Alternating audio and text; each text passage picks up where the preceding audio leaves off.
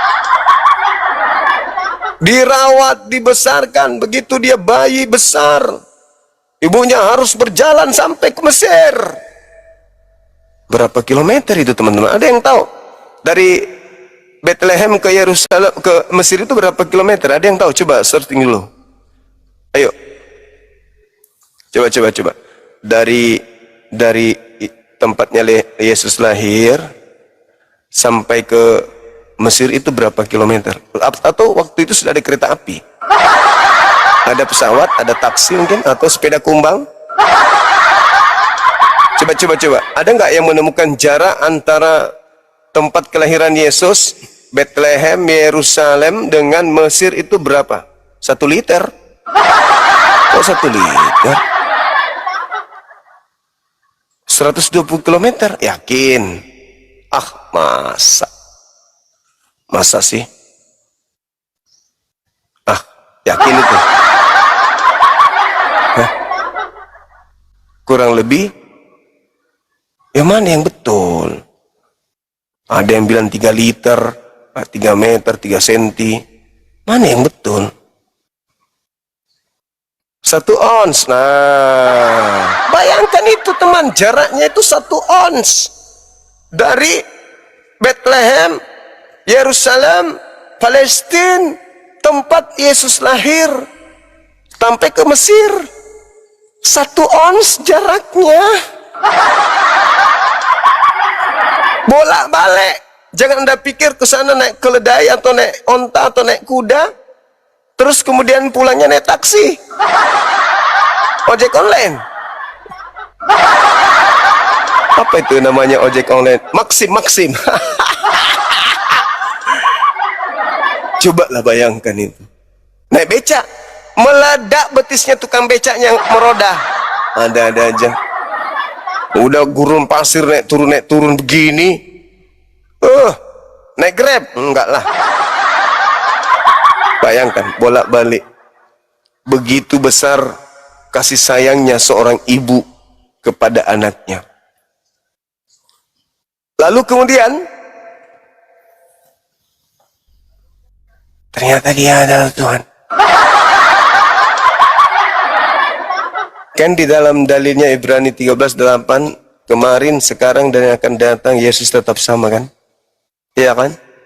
Diceritakan juga Markus 14:62, Lukas 22:69, dia naik sebagai anak Maria di atas surga kan?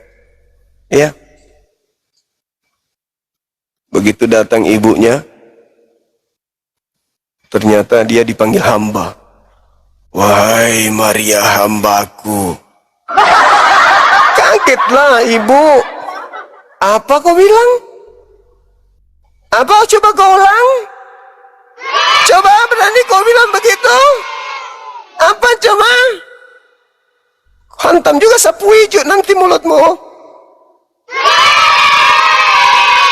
Coba kau ulang. Wahai hambaku Maria. Aduh. Wahai Yesus. Wahai Yesus yang adalah Tuhanku dan adalah anakku, maafkanlah ibumu yang adalah hambamu ini. Apabila aku mengandungmu, memberikanmu makanan yang tidak seharusnya dalam tubuhmu. Wahai anakku yang ternyata adalah Tuhanku, maafkanlah aku yang adalah hambamu yang hina ini. Ketika engkau masih bayi, mana tahu aku lupa dan lalai memberikan kau makanan yang enak, minuman yang enak untukmu. Maafkan aku yang adalah hambamu sekaligus juga ibu kandungmu yang telah membesarkanmu. Jika kemarin selama kau di bumi aku tidak pernah menuhankan engkau, karena setahu aku engkau adalah anakku darah dagingku.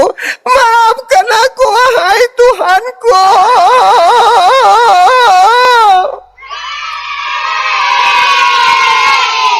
Pecah saraf otak, gendang telinga pecah. Al-Quran mengatakan langit hampir saja hancur oleh karena pernyataan-pernyataan mereka yang irasional. Al-Quran mengatakan hampir langit ini pecah, bumi terbelah, gunung-gunung luluh lantak Oleh karena ucapan mereka manusia-manusia culun dengan mengatakan bahwa anak orang ini adalah anak pencipta langit dan bumi, keteteran ibunya mencari anaknya. Dari desa ke desa, dari kota ke kota, ibu sang penyayang mencari buah hati. Dari lembah ke lembah, dari turun Sahara, sang ibu tercinta mencari jantung hati. Dari dusun ke dusun, dari pelosok ke kota, sang ibu mencari anaknya. Ternyata anaknya jatuh di tangan si jahat, jadi RT.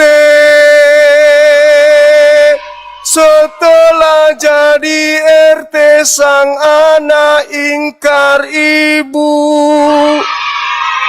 Belum juga jadi camat, lupa akan ibu. Ini ulah siapa melantik anaknya ibu. Anakku anak soleh, anakku anak berbakti, anakku anak muslim rajin menabung taat sujud. Siapa sih lo yang melantik anakku ini?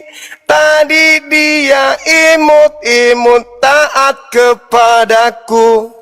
Masuk ke rumahmu kau jadikan jadi RT.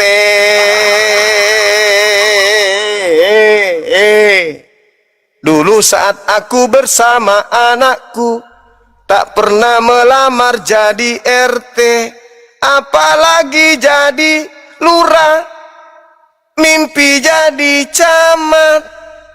Jadi bupati, jadi gubernur, jadi presiden, jadi raja di atas raja. Kamu datang dengan asing, langkah tak terarah, melantik anakku.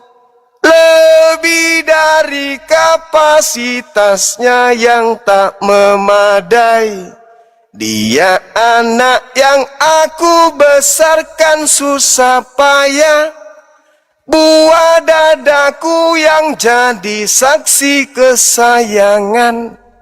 Tanganku yang meraba dari lemah jadi kuat. Siapa lupa deh manusia tak berotak. Anakku daftar jadi kepala sekolah pun tak pernah. Lu siapa manusia culun melantiknya menjadi raja di atas raja.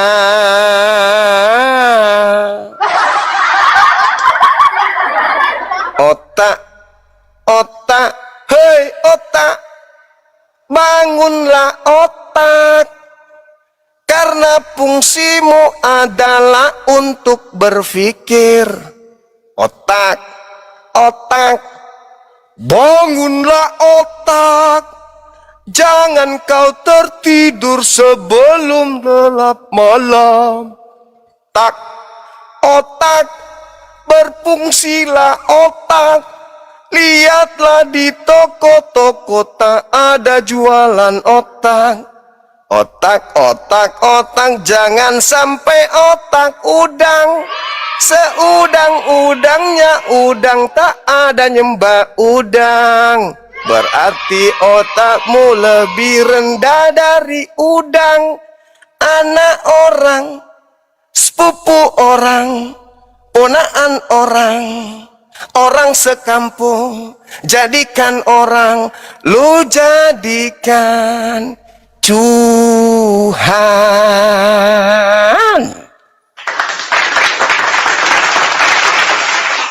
Sederhana kok itu. Sederhana. Makanya kalian sulit keluar daripada kaidah yang diatur oleh Al-Quran. Sulit. Ulaika hum, kata Al-Quran, mereka itu balhum adallu. Coba, Al-Quran menjelaskan itu tidak mungkin keliru kan? Itu iman kita umat Islam. Kita diajarkan untuk menjadi prajurit, menjadi pengikut, menjadi laskar. Tapi ditanya hal sederhana, melempem.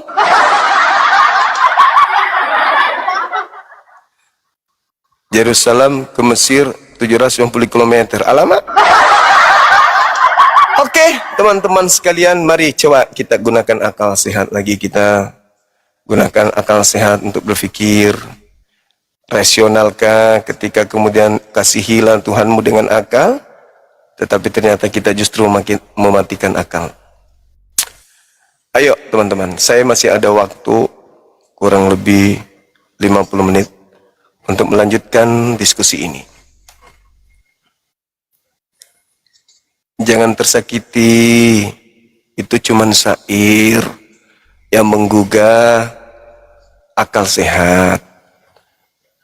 Pikirkan aja, renungkan aja. Ini kan pertanyaan. Ya toh? Pertanyaan, sampai kapan Maria menjadi ibunya Yesus? Sampai kapan Yesus menjadi anak Maria? Tegakah kemudian Yesus menanggalkan status ibu untuk dirinya terhadap Maria? Status anak untuk dirinya terhadap ibunda Maria? Tegakah? Ayolah. Anaknya orang masa hilang? Ibunya orang kok masa dihilangkan? Status ibunya kok menjadi hamba? Status anaknya kok jadi Tuhannya? Ayolah temanku, gunakanlah akal sehat.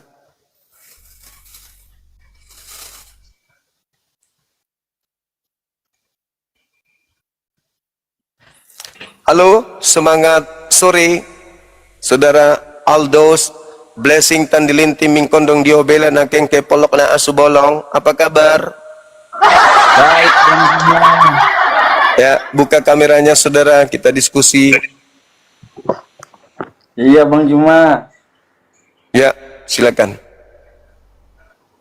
Sampai kapan Maria ini kehilangan anak yang tadinya disayangi?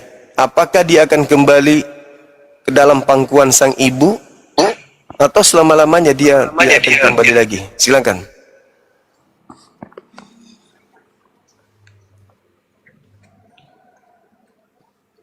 Halo? Yesus tetap anak Maria, Bang Juma. Ketika dia di surga, dia masih anak Maria. Iya, Bang Juma. Berarti saudara-saudara kita Kristen menyembah anak orang. Enggak begitu. Maria orang. Iya, tapi kan dia punya keilahiannya, Bang Juma. Oh, EGP dengan itu semua. Kita nggak sedang bahas apakah itu yang kau embel-embeli ke dia. Kalau udah di langit kan kembali ke tahtanya. Nah, setelah dia kembali ke tahtanya, apakah dia masih ibunya, anaknya Maria? Bukan, udah jadi tahtanya, udah jadi semula. Berarti Maria yang tadinya ibunya menjadi apanya? Apa? Maria yang tadinya adalah ibu kandungnya sekarang menjadi apanya Yesus? Sudah tidak menjadi anaknya lagi kan, dia udah jadi Tuhan. Berarti Yesus, berarti Maria bagi Yesus sekarang ini apa? Maria sekarang ini bagi Yesus, Maria itu apa? Bagi Yesus.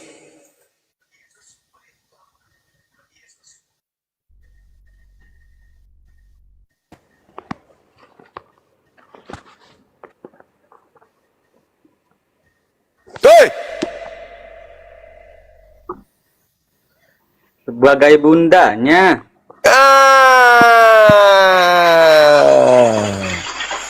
sebagai bundanya. Buka kamera dulu kalau begitu. Sip. Berarti saudara-saudara kita Kristen sampai hari ini menyembah anak Bunda Maria kan? Anak manusia? Iya. Hei. Masalah generasi. Kalau Maria sendiri menyembah enggak kepada anaknya? Bunda Maria kan itu cuma hanya lewat saja Bang Juma. Ya, pertanyaan saya, apakah Bunda Maria menyembah juga anaknya hari ini? Buka ininya, buka kameranya. Supaya kita tidak kena pelanggaran. Apakah ibu kandung menyembah anak kandung? Iya. Apakah boleh dikatakan anak durhaka jika ibunya pun menyembah dia? Enggak anak durhaka lah. Lah, dia anaknya Maria kok ibunya nyembah dia? Durhaka dong. Durhakanya dari mana? Dia kan anak kandungnya Maria. Iya. Terus ibu kandung menyembah kepada anak kandung. Apa itu bukan kedurhakaan?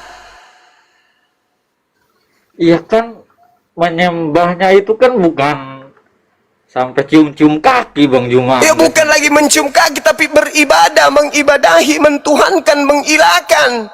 Masalah generasi. Di mana dong ada seorang ibu kandung mengilahkan anaknya, menyembah anaknya? Yesus kan bukan lahir sebagai manusia biasa seperti umumnya Bang Juma. Ya, justru karena itu maka Maria juga bukanlah seorang ibu yang pada umumnya. Harusnya dia memiliki kredit plus dari ibu-ibu yang lain karena yang dilahirkan ini adalah Tuhan. Masa disuruh juga menyembah? Berarti ente menyembah anak durhaka.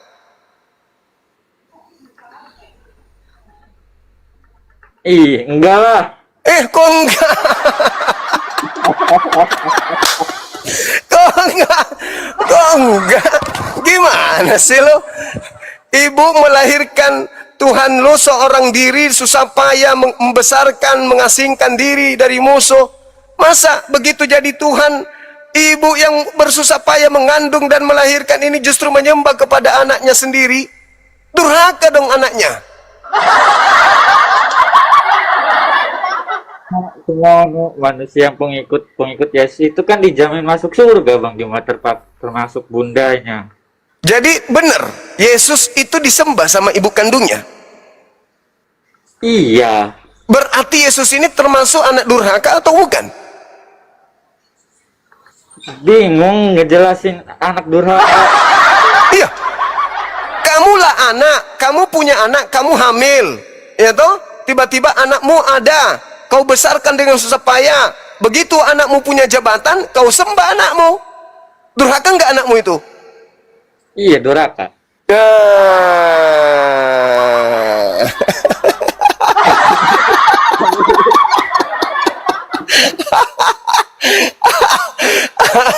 Allahu Akbar. Berarti selama ini kalian menyembah anak durhaka. Betul?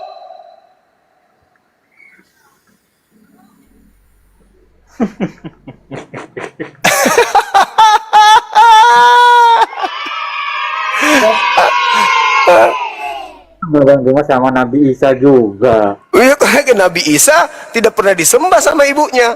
Berbeda dengan Yesus. Ternyata disembah sama ibunya. Tapi di Al-Quran kan ada yang nyembah Nabi Isa itu dia. Ya itulah kalian. Kalianlah itu yang dikatakan.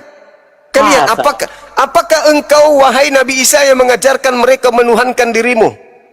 Bukan katanya. Dia sendiri yang mau. Masa karena aku disembah berarti ibuku juga menyembah aku dong? Kalau ibuku juga menyembah aku berarti aku anak durhaka dong.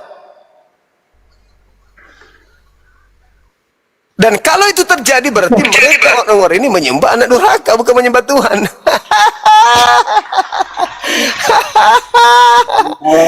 Kalau anak durhaka itu anaknya membangkang. Itu anak durhaka Bang Yuma. Oh Kalau ya, membangkang. jadi maunya begini. Ibu, aku menyayangimu, Ibu. Silakan sembah aku, Ibu. Ayo Ibu sembah aku, sujudlah, beribadah kepada aku, berdoalah kepada aku, Ibu. Ibadahilah, akulah Tuhanmu, Ibu. Akulah yang memenuhi segala-galanya untukmu, Ibu. Ayo sembah aku. Begitu. Pada dasarnya Bunda Maria itu hanya perantara. Setelah udah melahirkan, walaupun tanpa Bunda Maria juga, dari bayi juga dia udah bisa apa-apa. Maksudnya dia anak tentara. Mas, iya sebenarnya bisa aja dia itu berkembang sendiri gitu tanpa. Gimana ceritanya seorang bayong cebok aja nggak bisa cebok sendiri?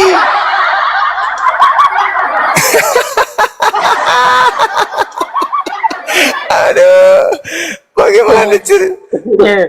Cuman kan ya harus pada itu jangan dia datang kan sebagai manusia, jadi harus ya pada umumnya manusia gitu.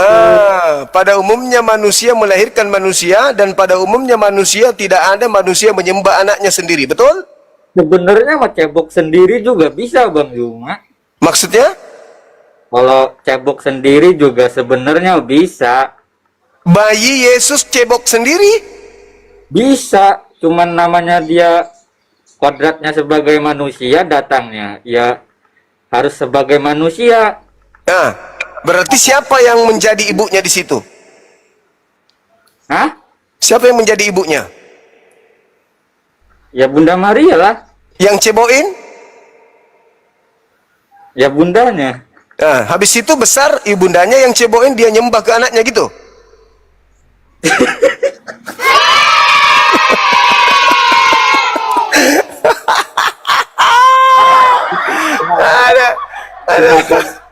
Bisa punya pertanyaan seperti itu. Harus dong. Kan kami umat Islam ini jadi sasaran pemurtadan. Beritakanlah Bible kepada seluruh makhluk, jadikanlah seluruh makhluk bangsa menjadi Kristen. Matius 28:19. Sebelum kami menjadi Kristen, ya kami harus bertanya dulu dong. Masa kami harus menyembah anak durhaka? Kuat mah nggak bakal mau Bang Juma. Kenapa? Kalau misalnya umat Islam imannya kuat mah tuh dia nggak mau, nggak bakal mau. Ya makanya kami nggak mau, karena kami tahu masa kami menyembah anak durhaka. Iya, itu kan nggak ada terpaksaan. Oke, berarti kalian aja yang menyembah anak durhaka, betul? Iya, nggak apa-apa. Ya sudah. Katanya sama ngembak batu. Itu gimana Bang Juma? Jadi sudah Anda akui bahwa agama Anda menyembah anak durhaka? Sudah? Itu kan pemahaman Bang Juma. Jadi apa lagi kalau bukan pemahaman? Kan harus pemahaman. Pemahaman berasal dari kata paham. Paham ini adalah intisari dari kerja otak manusia. Yesus tetap jadi anak Bunda Maria. Cuma setelah dia udah di atas sebagai tahtanya kembali, Maria menyembahnya.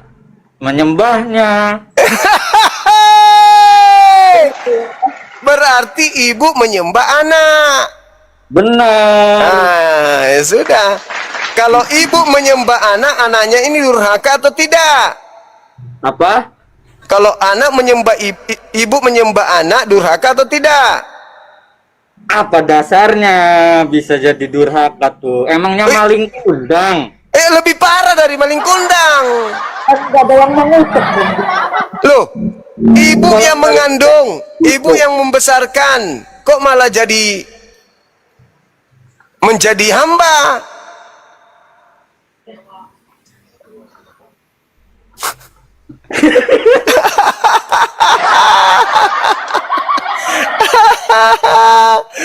Aduh, saudara masih ke gereja, Lusius masih ke gereja. Masih. Berarti ke sana menyembah anak apa? Saya mau menyembah sang sumbernya, Bang Juma. Iya, anak apa yang kau sembah di sana? Allah, saya menyembahnya langsung, Bang Juma. Anak apa yang kamu sembah di sana? Hah? Anak apa yang kamu sembah di sana? Menyembah Allah melalui Yesus, Bang Juma. Melalui anaknya yang ke ibunya, titik-titik ke ibunya. Durhaka Iya. ke ibunya. Betul? Kan sama Yesus juga bisa, Bang Juma. Iya itu, berarti kalian menyembah Bapa melalui anak durhaka, bukan begitu? Kata Allah itu, Yesus itu anak yang dikasihi. Iya, betul. Terus kenapa Anda katakan ajarkan anak durhaka kalau begitu? Bang Juma yang mengatakan itu. Iya, karena Anda menuhankannya. Dengan Anda menuhankannya berarti status dia naik menjadi Tuhan. Maria bagaimana? Bagaimana Ya, dengan gitu. saudara kandungnya? Iya ya, kalau gitu berarti Yesus meninggalkan ibundanya ya? Iya. Ibunda dibiarkan seorang diri, bahkan disuruh menyembah dia lagi. Apa itu? Harusnya mah dibawa, diajak. Itu baru anak yang top berbakti. Dia sudah punya kerajaan, ibu diangkat menjadi ratu di sana, betul? Iya, harusnya mah gitu. Dengan begitu bahwa Kristen punya ibu Tuhan. Ibu Tuhan. Iya dong. Iya. Dengan begitu Yesus punya adik-adik kandung, ada sepupu-sepupunya, berarti mereka adalah sepupu-sepupu Tuhan, betul?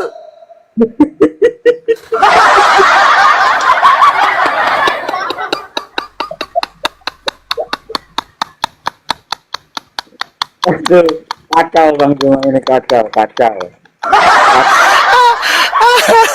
Betul nggak?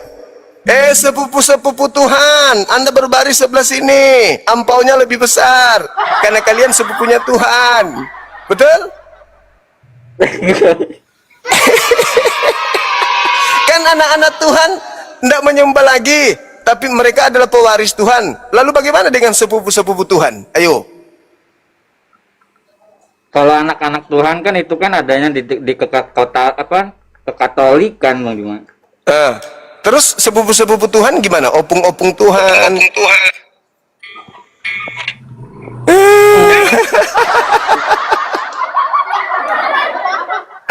Seram kali, Pak. Seram memang ini ajaran dari sebelah ini. Ajaran dari barat memang serem. Tapi Iya Bang kan? Juma mantap, hebatnya. Isa itu diberkahi di mana saja berada. Itu di Al-Quran. Diberkahi, tidak pernah dikutuk, ditampar, diludahin, diseret, ditonjok, digantung, ditombak, dikutuk. Kepada ibu. Dan ibunya, bagusnya lagi di Al-Quran, ibunya tidak menjadikannya celaka. Coba itu. Iya. Al-Quran surah Maryam ayat 32. Wabarran biwalidati walam yaj'alni jabbaran syaqiyya. Ibuku tidak membuatku celaka.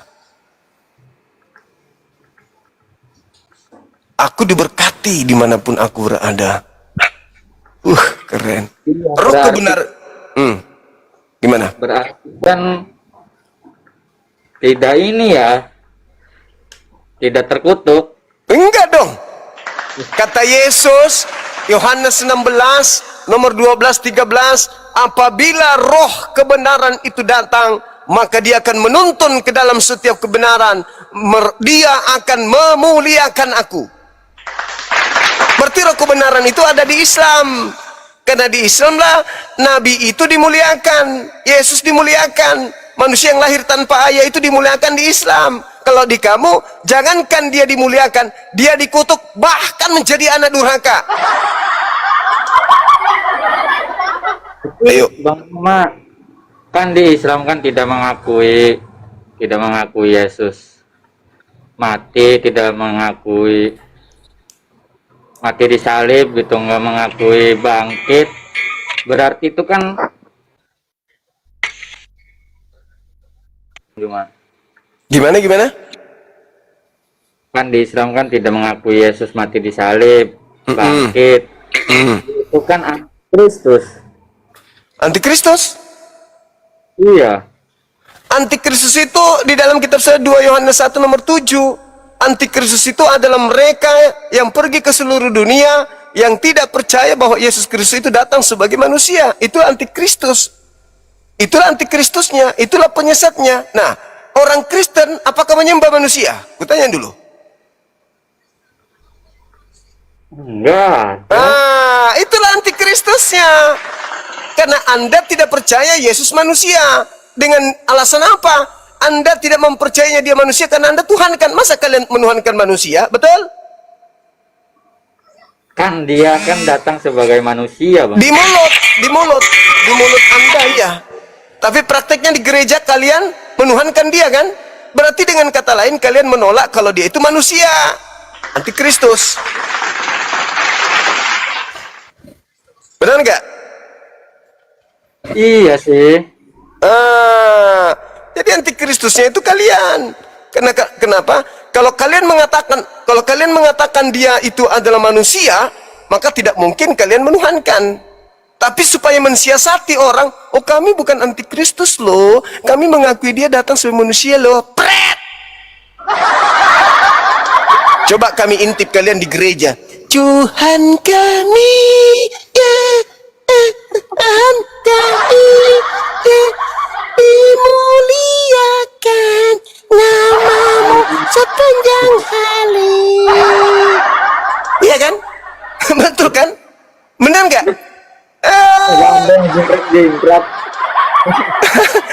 Di gereja dimuliakanlah namamu Tuhan Yesusku.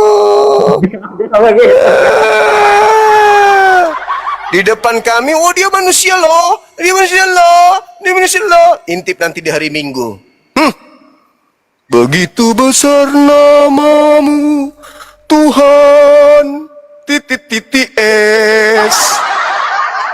Begitu mulia dirimu Tuhan S. Namamu bergema di seluruh dunia. Semua tunduk di bawah nama Tuhan S. Betul? Iya kan? Itu. Guna, terus kalau saya salah menyembah Yesus, terus mau Yesus itu gimana? Yesus itu rasul. Yohanes 3:16. Begitu besar kasih karunia Tuhan akan dunia ini, sehingga ia menganugerahkan hambanya yang suci, hambanya yang tunggal, agar siapa yang percaya kepada hambanya ini, anaknya ini, tidak binasa, melainkan memperoleh hidup yang kekal. Nah, percaya nggak ketika Yesus mengatakan, aku datang untuk Bani Israel saja? Percaya nggak? Percaya. Nah, terus Anda Bani apa? Indonesia saya. Berarti Yesus diutus untuk Anda nggak? Apa? Yesus diutus untuk Anda nggak? Bukan. Tapi kenapa ke gereja? Kalau Anda percaya hidup kekal ini, dengar Yohanes 17 nomor 3. Masuk surga itu, memperoleh hidup kekal itu adalah mereka mengenal Elohim, satu-satunya Tuhan yang benar, dan mengenal Yesus yang engkau utus. Umat Islam imannya, Tuhannya Bani Israel adalah satu-satunya Tuhan yang benar, dan Yesus adalah utusan Tuhan untuk Bani Israel. Menurut Yesus, Yohanes 17:3, apakah umat Islam masuk surga? Umat Kristen juga masuk surga, Bang. Tunggu, Islam dulu. Menurut Yesus, Yohanes 17 nomor 3. La ilaha illallah. Yesus Rasulullah. Menurut Yesus, hidup kekal itu adalah mereka mengenal satu-satunya Tuhan yang benar adalah Eloah Abraham, Eloah Ismail, Eloah Ishak, Eloah Yakub. Dan mengenal aku Yesus yang diutus. Menurut saudara, apakah Islam masuk surga? Masuk. Alhamdulillah. Karena percaya kepada Yesus, dia adalah Mesias untuk kaumnya Bani Israel. Nah sekarang Sama. Kristen. Sama juga. Yesus Tuhan atau bukan? Manusia dan Tuhan. Bagaimana bisa masuk surga? Mengenal Yesus sebagai manusia. Jangan kau kenali dia sebagai yang lain, baru bisa masuk surga. Kalau sabar, kalau Yesus mengatakan satu-satunya, itu ada berapa? Satu lah. Kenapa Yesus kau jadikan juga dua? Karena ajarannya begitu Bang Juma. Jadi saya Ajaran siapa? dari kecil aja udah diajarin begitu. Ajaran dari Yesus. Kalau nggak dari Yesusnya nggak tahu. Dapat dari orang tua kan udah kayak gitu. Anda mau masuk surga atau Anda mau masuk neraka? Semua orang juga masuk surga lah. Mau masuk surga itu kalau orang tua ajarkan kita ke neraka, ikut. Ya enggak lah Bang Juma. Nah, ya sudah. Kalau Bang Suma ternyata yang mengajarkan Anda ke surga, bagaimana? Percaya nggak? Gimana mau percaya? Bang Juma kan belum mengalami. Tapi kan ajarannya Yesus sudah sangat jelas. Hidup kekal itu mengenal dia, satu-satunya Tuhan yang benar, dan mengenal Yesus sebagai utusan Tuhan. Belum bisa Bang Juma masuk surga karena ajaran Yesus kan belum selesai, masih banyak yang diajarkan. Iya, nanti yang penting kita sudah megang kuncinya dulu. Ente nggak megang kunci, mau kemana ente?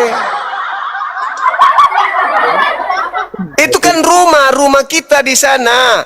Kuncinya dipegang dari sekarang, dikantongin, simpan dalam hati, dalam perilaku sehari-hari. Kunci surga itu dipegang.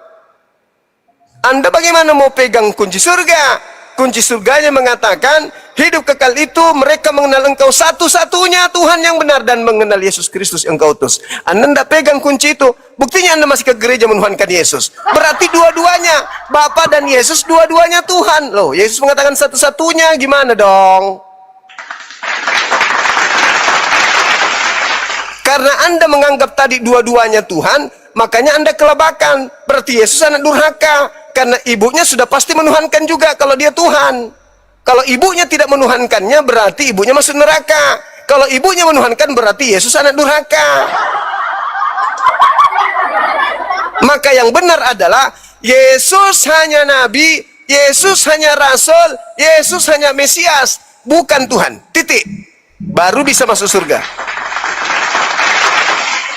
Kalau pada saat hari ini Bang Juma, saya mengatakan bahwa Yesus itu hanya utusan, tapi saya masih Kristen, apakah masuk surga? Tidak bisa masuk surga. Mas, saya sudah mengakui utusan. Faktanya hari Minggu masih pergi gereja. Saya berhenti. Ya sudah, berhenti. Tapi saya Kalau sudah berhenti, baca Yohanes 1 nomor 19 sampai nomor 21. Baca itu. Musik. Musik, jangan dinyalakan musik.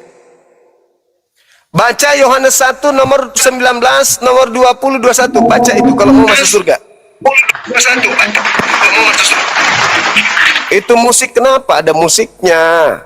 Suruh diam dulu itu, jangan dulu nyanyi. Suruh diam, lempar batu. Diam bilang. Bang Suma lagi berkhotbah, suruh diam. Nah, baca Yohanes 1 Nomor 19 sampai 21. Oh, masih ada dandutnya.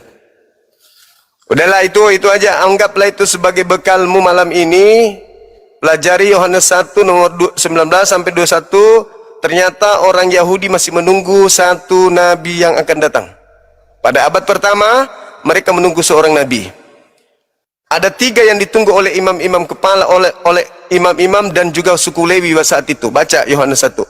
Yang pertama adalah Elia, yang adalah Yohanes Pembaptis. Yang kedua adalah Mesias, yang adalah Yesus. Yang ketiga adalah nabi yang akan datang. Nabi yang akan datang ini datangnya di abad ke-7. Renungkan, pikirkan. Baca Kisah Para Rasul 3 nomor 22-21. Bukankah di dalam kitab Taurat sudah dikatakan bahwa Tuhan akan mengutus seorang nabi yang sama seperti Nabi Musa, dan akan terjadi, dan pasti terjadi, dan tentu terjadi, bahwa siapapun yang tidak mendengarkan nabi itu akan dibasmi, dilenyapkan dari bangsa kita. Berarti ada nabi yang datang setelah Yesus, fungsinya membasmi kebatilan.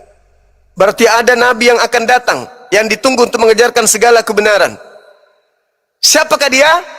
Baginda Rasulullah Muhammad SAW.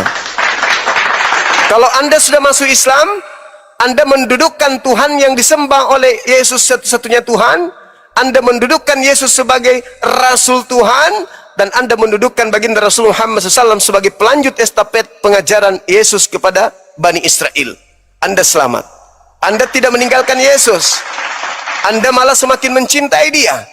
Karena di dalam Al-Quran, Nabi Isa yang kalian sebut Yesus tidak pernah sedikit pun dihinakan. Beliau dimuliakan, dimuliakan, dimuliakan, dimuliakan, dimuliakan. Dengan masuk Islam, Anda membuktikan bahwa Anda adalah pengikut Yesus yang setia. Sampai sini paham?